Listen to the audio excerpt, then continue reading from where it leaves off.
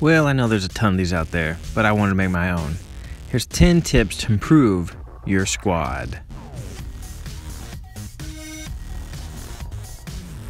We all need our squads to play better, be better, so you have to work as a unit. First tip is you need to know the strengths and weaknesses of your team. Just think through your team, think about who's good at what positions. Once you have the answer to that, that'll give you ideas on where to drop, what kind of guns to get for your other teammates, and etc. And it just moves on from there.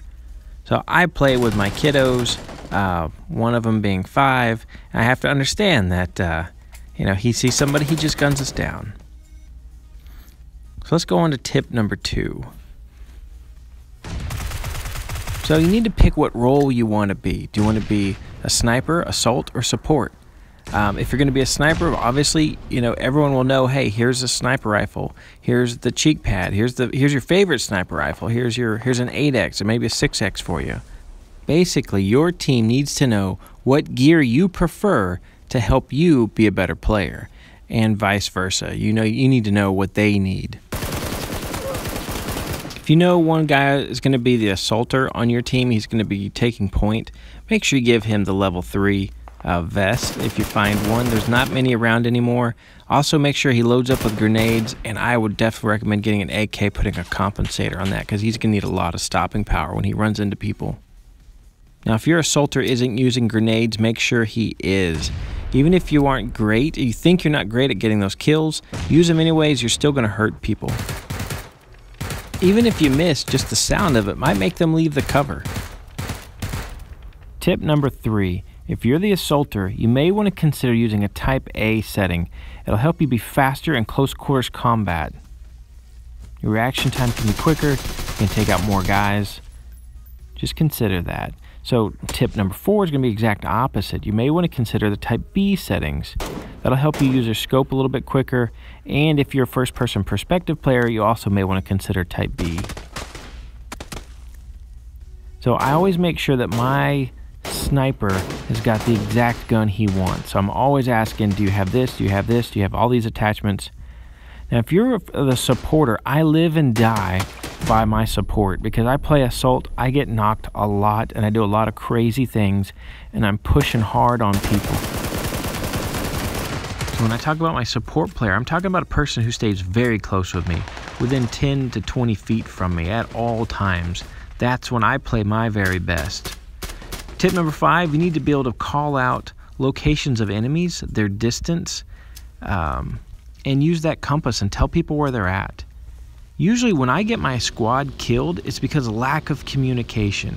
I usually will do something just like this, where I see somebody and I start attacking and I get us in a hot mess, and we haven't had time to prepare to fight these people. Sometimes you have to, but there's other times where I just do this on a whim and it gets us all knocked and killed. In fact, my squad doesn't like me driving anymore, because if I see people, I stop and start attacking and get us wiped. Alright, tip number 6.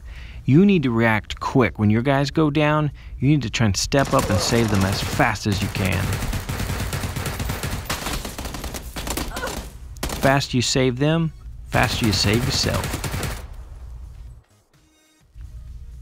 So, I barely even need to mention this one, that's why I'm not making it a regular tip, but obviously, if you knock a guy, let him be, especially if he's out in the open.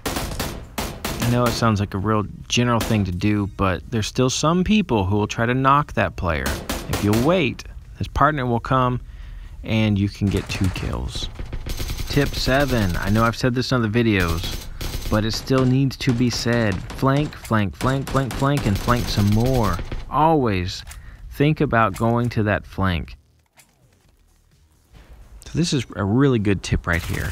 What I want you to do is, if you know your sniper's on one side watching one way, you go the other way. My sniper said I have the left covered, so I moved to the right. Another thing I did here was I didn't go on the other side of this rock until that guy died. That way, in case I was knocked, my sniper could probably kill the guy before I was finished off. Now this tip can be a hard one to do, believe it or not. Tip number 8, save yourself before you save your squad. Don't worry about them Because if you die, it doesn't matter. You're all going to die. So save yourself, then save them. It's just like a parent putting on the mask before they put it on for their kids. That's all there is to it. And your team has to understand that. Tip number 9. If you're playing squads, split up into pairs. 2 of you go one way, 2 of you go another way. You can surround your enemies that way, but you're also providing support to each other. It's a great way to flank the enemy. This cracked me up. This guy had totally bailed on his team. He said, nope, I'm getting in a truck and getting out of here. I told you guys I didn't want to stop there anyways. So if you do the split up technique, wait until the enemy has locked on to your teammates, then surprise them. It almost surprised me too, but at least I was able to get the first knock and managed to pull off the second knock. Now if your team goes down, they get knocked, go all out. Kill as many of them as you can. Sometimes, just sometimes, you might win.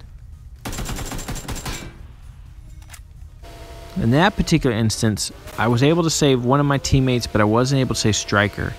So I ended up setting a position up on top of this hill, and we waited for that guy. We knew he had to run out of the blue, and we finished him off. So that brings me to my final tip. Tip number 10. The squads that avenge together, win together. It's going to build a stronger unit for your team if they see you avenging them. It'll even make it more fun. And if by chance you lose, oh well, at least you tried. But if you win, then it just means more chicken dinners in the future for you and your team. Anyways, I hope these tips have helped you guys. These tips are sort of my 10 commandments of how I play this game, how I approach it, how I approach my squad. Tip number 10 probably being the most important one in my opinion.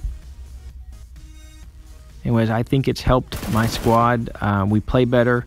We're all getting more wins. And it's just enjoyable when you play as a team. So it's a great game. Anyways, I hope you guys are having fun too. See you guys in the next video.